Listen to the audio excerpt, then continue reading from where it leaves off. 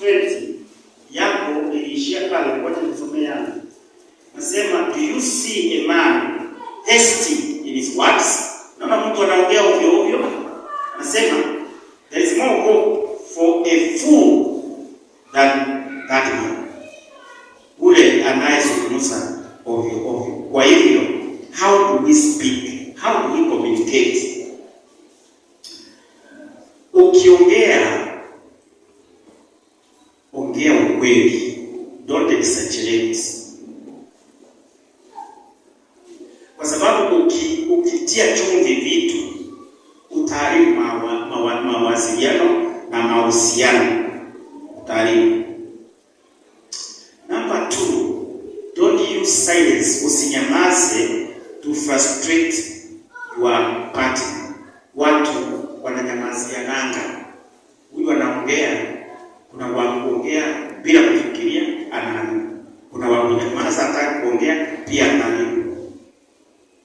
Kama una shida ya kuongea wakati huo, elezea. Unakosa kuzungumza kwa nini? Mwisho, when you are wrong, ili upate mawasiliano kuendelea, ukikosa sema nimekosa. Kubali ili muanze kuzungumza vizuri. So that is how you need to communicate. Lakini Paulo anasema kwamba we must speak what is good. Lazima tuzungumze yanayojenga. Na ukisikia anasema yanayojenga, ni kusema hivi, that there is a standard way we should communicate in our family circles. Na yeye hivi anavyouliza hivi, when I communicate, does my communication improve unity? Tumesema communicate wisely, communicate after thinking, don't keep quiet. Kwa hivyo communicate, because 25 Ephesians 4 ilisema you must communicate. This is a commandment. It will be sin for you to keep quiet and issue the silent treatment. But when you are communicating, let this be a guideline.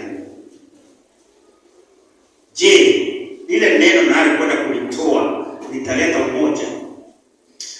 Litaleta hapo maelewano? Can it bring emotional closeness? Usiseme tu, manake you are also going to miss.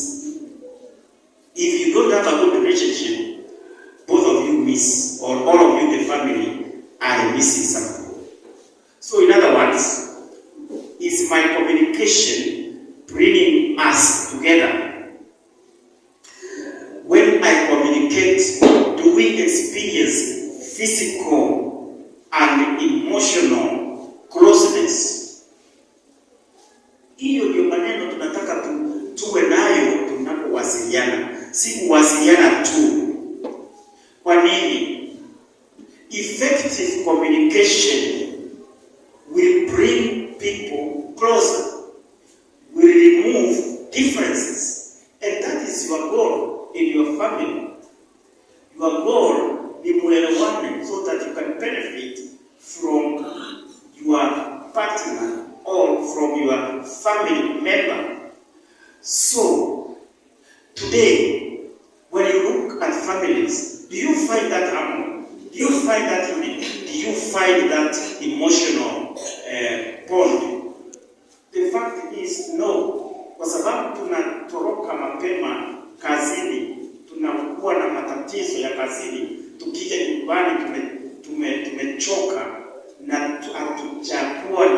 hatujakaa vizuri, tukatulia, tukafikiria ni vipi tunaweza kupata usaidizi ndani ya nyumba. Sasa tumekaa physically we are close, but emotionally we are far apart. Hatuelewani, hatufaidiani, we don't enjoy one another's closeness.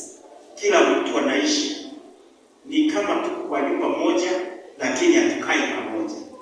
Na kama ile emotional satisfaction huwa hakuna, basi hata kukaa nyumbani huko kwenu is just mechanical and you need to change it. Why? When Adam and Eve were brought together by God, God said you should become one. You leave your mother and your father and cleave and become one flesh. One flesh, oneness means involves emotions, not just physical living. If you are not close, you have only moved a bit and you are left the others. So when I do counseling, because I'm a family counselor, I do meet people who come to me with various complaints, issues affecting their marriage. But when we sit down and discuss, I find that the major problem they have is communication. Breakdown.